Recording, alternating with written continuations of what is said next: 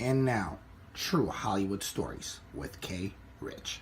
See, the thing is, a lot of stories are embarrassing that happen, so I have to tell some old stories because I have to wait for the statute of limitations for the embarrassment to go down. Well, this story specifically is one of them, and this story happened about 8 years ago. I had just started a relationship with my girlfriend at the time, but the thing was, I was living in Northern Virginia and she was living in Richmond. So it was, guess what? A distance relationship. So there was this white girl that liked me, and I kind of was like, I don't know. But she was like, hey, we're friends. Can you come to the car and talk to me? And I was like, at the time, I was like, all right, maybe I'll go ahead and do it. But I knew that didn't want to look at her that way because at that time, every time I saw a white girl, all I saw was this. Ladies and gentlemen, I used to think white women were dirty.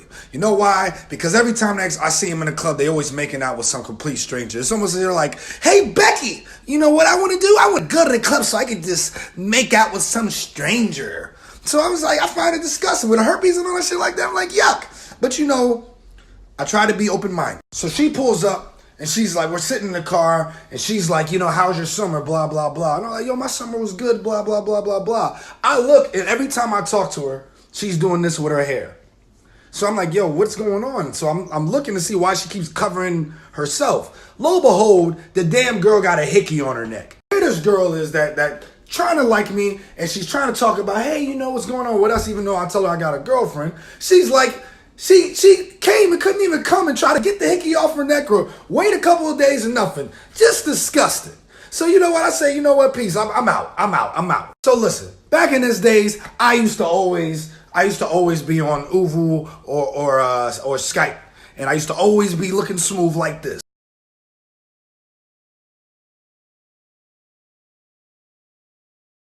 Me and my girlfriend used to talk on this. This is how I spiced it up real quick. So one day I came home drunk as shit from a party. Big mistake. And I don't know what happens, but right after I'm drunk, I fall in, I'm having a conversation, boom, it just freezes. So I think the computer's fucked up. So I'm like, damn. Well, it is what it is. So what do? I go to sleep.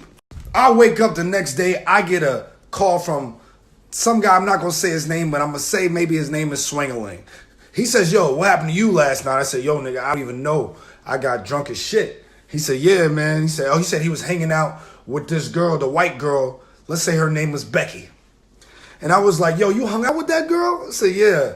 I said, yo, man, that girl's thirsty as shit. She's annoying. And on top of that, she tried to see me, and she came over with a hickey on her neck. This nigga responds, well, shit, man, I don't know about all that, but I'll tell you one thing about that girl. The head is fire. I said, really? He said, yeah, it's fire. And I was hungover. I was just like, man, well, who knows? Well, I don't know, man. Maybe one day I'll find out or something like that. So that was it. Hung up the phone. That was the end of our convo. 2 hours later, I get a call from my girlfriend. She says, you know what? Hey, Kevin, how you doing? I said, I'm good. She said, guess what? I might swing by today. I was like, oh, really? Because she lives in Richmond. I'm like, that's a 2.5 hour drive. That's okay. I want to see you, babe.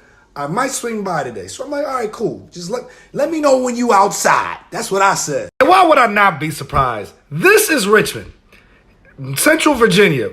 I live around here. She came all the way. She was going to come all the way up there to see me. I'm honored. I open the door, and what do I see? I see her and her friend. So I'm like, hey, babe, how are you? She said, hey, how you doing, Kevin? Something I want to talk to you about. I said, what's up? She looks at me and she says, oh, last night when our Skype conversation froze, I could still see you. And I could still hear you. And I listened to the conversation you had this morning. So, you want to wait and see what her head's like, huh?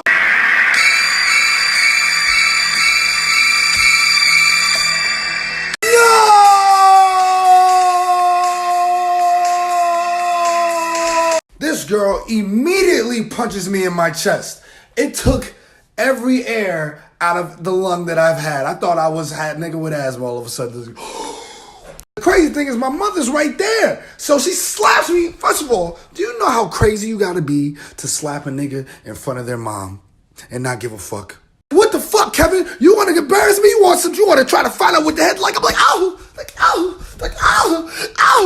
go. I look to my left. I'm like, mommy, help. I look to my mom, and my mom looks at me and says, Kevin, yes, I'm a mother, but I'm a woman first. You take this ass whooping. Girl, after she beats me up, and I'm healing from, I'm holding my ribs, she leaves out and she kicks my car. And it's, my car isn't the best car, so the light fell out in the back in the first place. I say, yo, what are you doing to my car? Then what she does, she roundhouse kicks it again. I'm like, stop. The next day I try to drive to work, and then I hear so I got a flat tire. The bitch left and came back after I thought it was over and stabbed my tire too.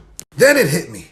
This girl came all the way from Richmond just to Northern Virginia just to whoop my ass. The story is this. Technology has been fucking us up for a long time. You gotta watch what you say, where you say it, if it's recorded, and what you say it around.